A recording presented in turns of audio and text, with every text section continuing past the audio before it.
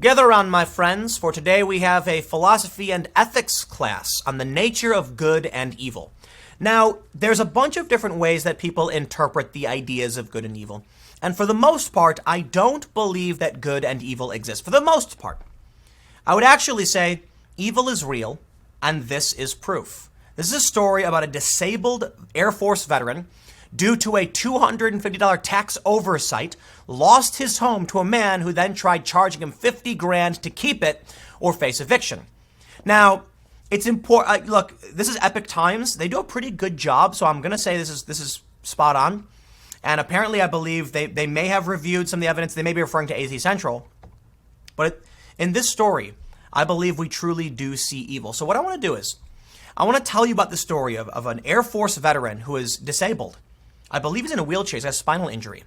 And due to a mistake, an accident of only a couple $100s, the city auctions off his home. He didn't know. He could have paid it in full. $200. That's it.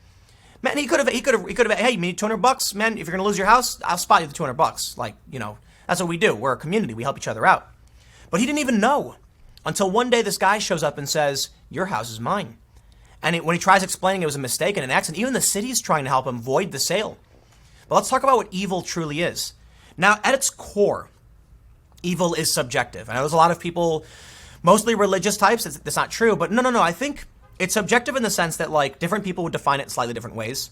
So if you look at, like, Dungeons and Dragons and, like, the alignment chart, if you're not familiar, you have, in terms of evil, lawful evil, neutral evil, and chaotic evil. And lawful, I'm not, like, a D&D person. Actually, we're going to play, like, our first game next week or something. Basically, it's like if you're lawful, you follow the code, even if it means because you want to cause harm to people. Neutral is like you kind of do your thing and you want to hurt people. Chaotic evil. You just like mass murderers and just like the truly evil, just want to hurt everybody for no reason. What we see here is like, I guess, a lawful evil. Someone who's using the system and, hey, it's the law, you were wrong, to cause someone to suffer for personal gain. Now, you could argue, I guess, technically it might not be evil because he's not trying to hurt the guy, but I think he kind of is. But I'm not going to get into like the D&D analogy. What I want to say is the way I view evil is reckless disregard for the well-being of others. As human beings, we need to look after each other to survive. To an extent beyond that, we have to look after the ecosystem and animals if we want to survive because we share this planet. And like if the bees go, we go, and things like that. Though we can probably develop technology, and it'll probably be like 1,000 years. There'll be like a little kid being like, Papa, read me the story about how there used to be animals on Earth. Ah, animals, I remember animals. And then we'll just be eating Soylent Green or something. Anyway, I digress. The point is, this is a story about, well, let's read the story before I get into the, greater philosophies about selfishness and human community and things like that, because I'm kind of burying in the lead here. They write, a disabled Air Force veteran may have no choice but to sleep rough after his Arizona home was auctioned off by the authorities on June 20th. Former U.S. Air Force officer Jim Borner was gobsmacked when a stranger arrived at his Mesa mobile home and said they had bought his property for $4,400. I said, what are you talking about? That has got to be wrong. Borner, 49, quickly discovered that Maricopa County had auctioned off his mobile home because the local authorities thought he owed $236 in property taxes. He had no idea he was at risk of being evicted, as he thought that his application for a reduced property tax rate on the basis of his disability and limited income had already been approved, according to the report. Had I known I was in peril of losing my home, I would have paid it in full, he said. Staff at the Maricopa County Sheriff's Office allegedly told him he owed a total of $641, of which $405 was overdue from the previous year. However, Borner only paid $405 because he only remembered the second amount, according to the paper. Borner told the paper that he had not worked since 1991 due to spinal and brain injuries he suffered while performing training exercises at Keesler Air Force Base in Mississippi. He bought the Buttercup Yellow mobile home in 2017 to enjoy a more affordable lifestyle. Borner supports a cat called Samantha by repairing guitars he buys at garage sales. He is also known to deliver flowers to widowed neighbors during the holidays and on Mother's Day. It's a very well-framed, heartwarming story. But let's remove the helping the kitties and delivering, flowers to his neighbors, which is very heartwarming and meant to endear. You make this man be viewed as endearing. Look, I don't care if this guy is a dick. Okay, he could be a mean person. The point is, he's a disabled veteran living in a mobile home. He's not the wealthiest of individuals. He is not trying to hurt other people. regardless of whether or not he gives flowers, he's just another dude trying to get by, and he's someone we should be supporting as a member of our community. Let's see what happened. According to the Republic, Borner said he explained the situation to Payne, the new owner, over a drink and even offered to buy his mobile home back, which Payne initially agreed to. However, Payne later allegedly asked for $30,000, which was much higher than the original purchase price and the $5,000 Borner was willing to offer. Borner was going to have to pay $5,000 over a $236 oversight? That is absurd. Let's read on. When Payne made counter-offers, that amount Payne allegedly sought was $26,000 and later $52,000, according to text messages obtained by the paper. Payne has now issued a letter of eviction to Borner. You must leave now or I will sue you for eviction. So let me say this. If it's the circumstance that someone saw there was going to be an auction and bought the house and they were out a couple grand, I can understand that sucks. You went through all this time and energy and now you're going to be out a couple grand because it turns out it was a mistake and this guy, you can't really kick him out, can you? But when this guy Borner said, how about I just pay you $5,000? It's a $600 profit, right? I'm sorry this happened, but please would you help me out? The guy says $30,000. Sorry, man. Look, I don't know the circumstances of this guy who bought the house, but they say that apparently the new owner is listed as Advanced Dynamic Energy Ltd. Under the contract, Alex Patron, the paper reported. Borner claims that Patron is also known as Lester Payne. So his business bought it. Is this guy's business in dire straits and they're going out of business so he's desperate? It doesn't matter. I view evil as the reckless disregard for others' well-being. Housing is one of the most important things. In the hierarchy of needs, you need shelter. You know, I learned as a little kid, what's the first thing you need when you're lost in the wilderness? Shelter. So you don't die from exposure. You certainly can't kick out a disabled military veteran because you're going to lose money. I'll tell you what, man. If I fronted like my last $5,000 to buy a mobile home, and then this guy turns out it was an accident, I'd be like, okay, I mean, I'm broke now because I bought this and didn't realize it was a mistake. Can I crash here? And you know what I mean? I'd be like, how about I crash here? In fact, if I had to, I would sleep on the streets if it meant keeping the disabled veteran in their home. So there's a bit of selfishness. Like, I think when we talk about good and evil, one of the principles behind these ideas are selfishness versus selfishness, selflessness versus selfishness, right? And here we have a story that seemingly paints this man as overtly selfish. Over $200, he would kick this guy out of his home. So then we get into the bigger idea of, you know, does evil really exist? And most philosophers might tell you it doesn't because different people view it differently.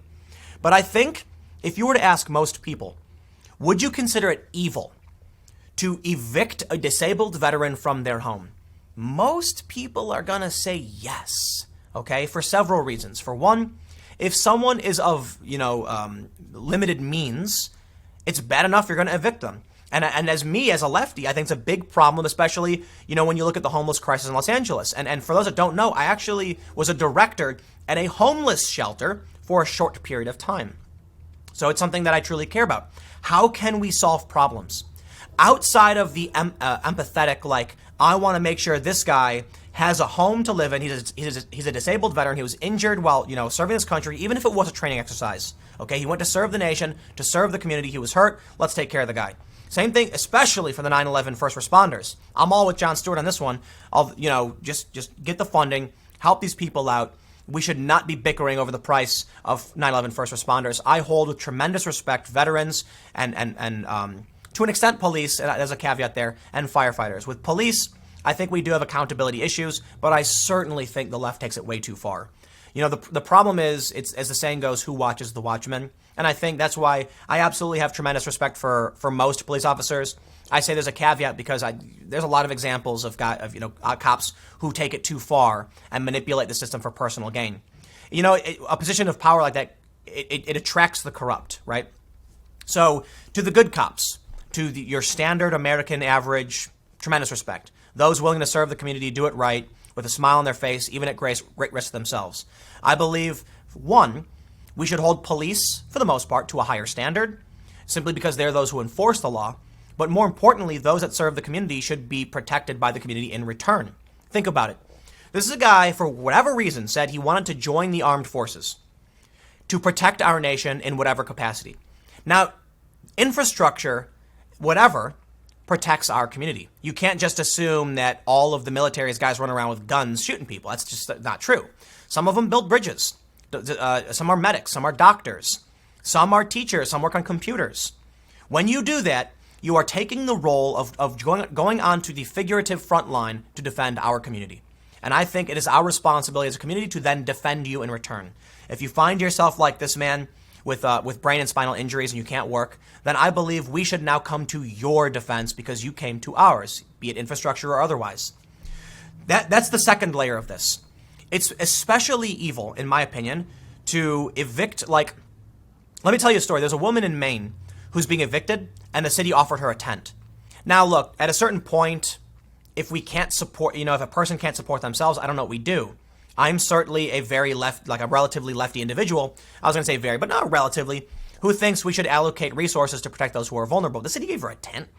Meanwhile, we got illegal immigrants coming up here in California promising health care. We got to take care of our own community first. We have an obligation to those who are part of our community.